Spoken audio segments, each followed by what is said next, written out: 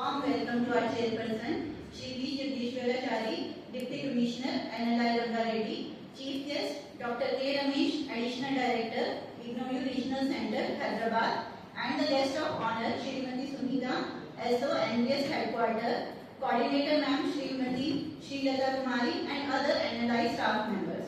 It is an honor to be part of an IGNOU CPDT training program at NLI Ranga Reddy. A space that promises not only professional growth but also moments of reflection and connection. So now I will go to the day one.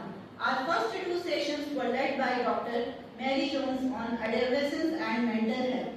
Adolescence is such a critical phase in every student's life, and we gain invaluable insights into how we as educators can support our students' mental well-being. Dr. Jones is known for her expertise in the field of psychology, and we learned a lot from her experience.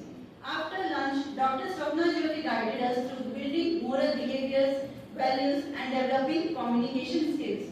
We look forward to practical tips and real-world scenarios that we can apply in our schools to shape morally responsible and effective communicators.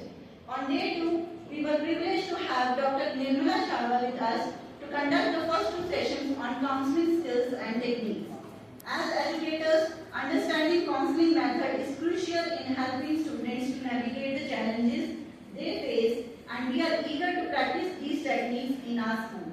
In the afternoon, Dr. Raju Bola and Dr. Nirmala Chawla led a collaborative session on life skill development, presentation and assessment of school-based activities.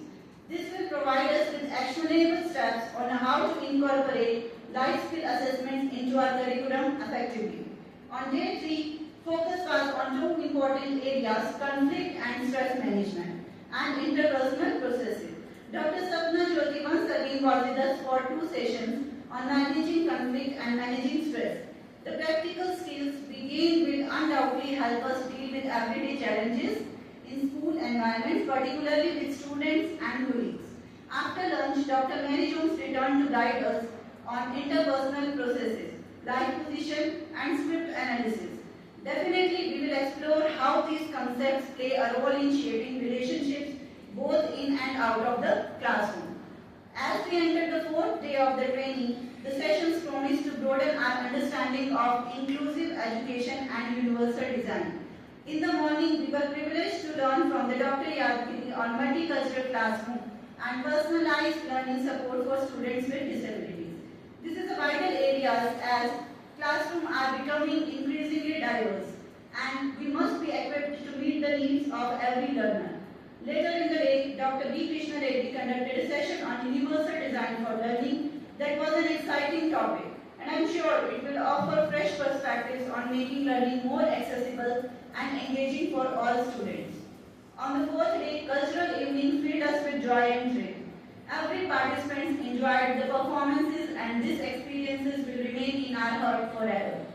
Day 5, as it is the last day, it is hard to believe we are already on the final day of this transformative journey.